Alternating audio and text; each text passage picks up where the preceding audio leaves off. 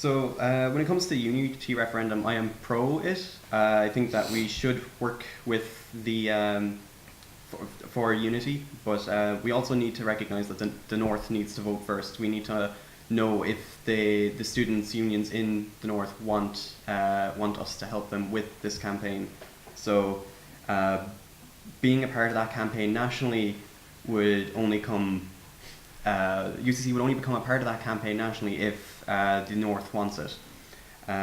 It's also important to note that fees in the UK are continually on the rise. It costs even more than it does here, about 9,000 approximately a year to attend university in the UK. So it's impossible for working class students in the UK to attend college without taking out loans or getting themselves into debt. Another thing is that a majority of Northern Irish citizens voted against Brexit. With Article 40 looming, it's more likely that they will want to join Ireland to remain in the European Union. I think that we, as a student union, should represent students on the issues that they want represented. And from what I saw, the referendum, the yes side managed to collect the signatures in about 4 hours and had 1,000 signatures for it. So I do think there's obviously support on the ground, and I feel that unions are obviously democratic and they should represent their students if the students want the issue passed. Personally, I think that I would like to see the referendum passed for a very simple reason. The USI is affiliated with a lot of the colleges in Northern Ireland under the USI NUS banner, and I think that we need to give the students an option of joining the Republic and know that they have our support if they choose to do it in a post-Brexit world. The reality is that the economy may go down in Northern Ireland, they may want to rejoin the EU, and they should have the support of unions, and students should feel that they have that support on the ground down in Cork. So I would say yes.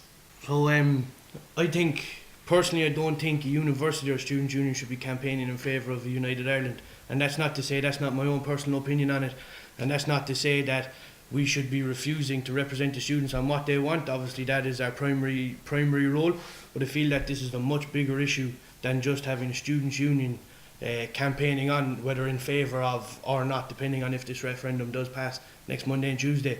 I think it's much larger than that. I mean, like it's been mentioned that the majority of Northern Ireland did vote in favour of staying in the EU. They voted against Brexit, so obviously there's obviously going to be probably a taste for a united Ireland in such a way up there, but I feel like things have to kind of filter down from the top before that a students' union can actually get out there and voice their own opinion on it. So I suppose as deputy president there is quite a lot to do, and a lot of the biggest part of being deputy president is the policy side of the students' union, looking after the policy booklet, making sure that's kept up to date. So that'll obviously be a massive part if I'm elected in making sure that things like this don't fall by the wayside, which may have happened before.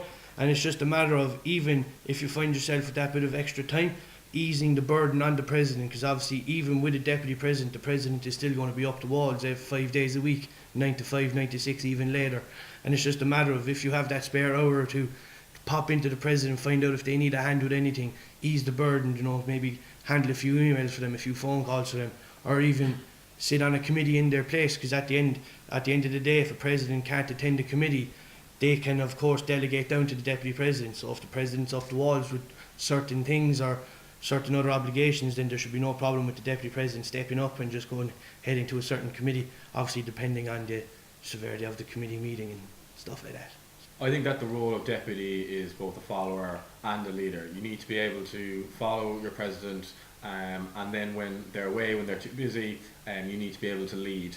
I think that what I'd like to do personally as deputy is go to places where the president will not be able to go and will be often very too busy to go, and that would include the satellite campuses mainly. I think that they are often very much neglected, and they feel that they're not connected to the main campus. And personally, having a lot of friends in the satellite campuses, I feel very sorry for them sometimes. I really want to go out and organise social events for them. Particularly, I also feel that deputy needs to be more active nationally. While the president is tied down in UCC at committee meetings, the deputy can go out and represent the union nationally on issues. They can go out, they can meet TDs, senators, councillors, City Hall, and can lead the campaigns that need to be led, particularly on funding, particularly on drugs and issues such as mental health.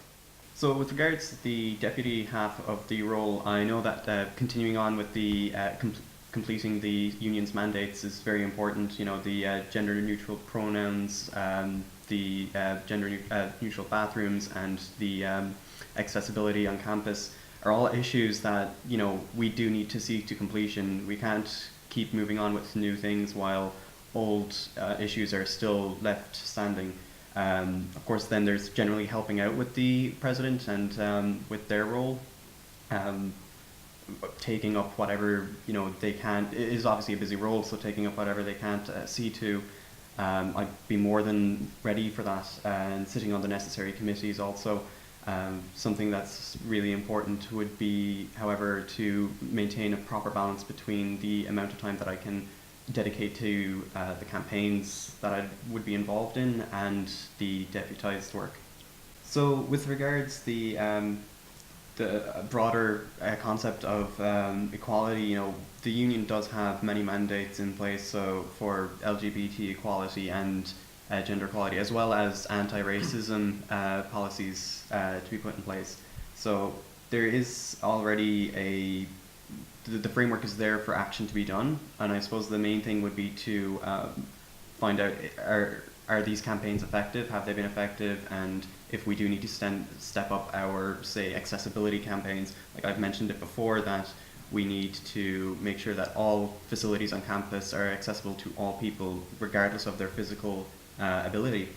I'd like to continue the work that Kate Moriarty did with the Disability Support Service. I think that we need to engage specifically with the strategic plan for the college that the college sets out every year, and lobby them there and say, look, we need accessibility for people who suffer disabilities. It's not fair for them to be excluded based on that. The funding is difficult to get, yes, but it should be fought for. I think that in other areas, you know, such as in ethnicity and other such issues, I think you need an open door policy, and you need a listening ear. You need to be able to talk to people and listen to people that you can't relate to, that you can't understand their experiences, but you're willing to take on what they say on board, and then you turn that into real action through student council. I'd like to keep all the societies who represent the diverse opinions in UCC, I'd like to keep in contact with them and then bring motions that they have, that they care about on their issues to student council, and really create student council into a proper parliament, a proper legislator that actively legislates on behalf of the students. Yeah, so in terms of, you mentioned the question ethnicity, something I'd love to do is have a campaign in place if elected before the academic year even starts. So have something in place for when the international students come in, so they don't feel isolated and don't feel alone coming to a new country, because a lot of students will come from the Far East possibly, or Canada and America, and it's a long way to travel. Obviously they'd have people from their own countries and other international students, but just to get them more comfortable maybe, because obviously you have peer support helping them at the start, showing them around, but maybe getting something a bit different going, Joe. Maybe like it was mentioned last night, possibly maybe a buddy system, but not a one-to-one buddy system, because obviously with the amount of international students that come in, you'd have to gain a lot of Irish students to partake in that. So maybe groups of 10 international students of all different ethnicities, different religions, different countries, and just have maybe one peer support leader, or one student who's happy to help out. Maybe just bring them on a couple of tours around the city, just so they know where the main places are, obviously around campus, satellite campuses, all these kind of things.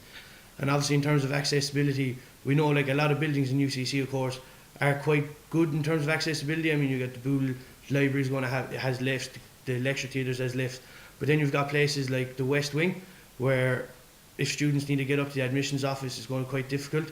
Obviously then another big one is the Old Bar, where people say they're going to hold a lot of events, and obviously there's no way of getting upstairs in the Old Bar if you're in a wheelchair, or if you struggle to use 2 crutches, then you might be halfway up and be like, I'm not going to make the rest of the way. So it's just a matter of looking at options in terms of making these accessible, because obviously there's no way we're going to be able to put a lift into the Old Bar. It's just a matter of finding ways of doing this.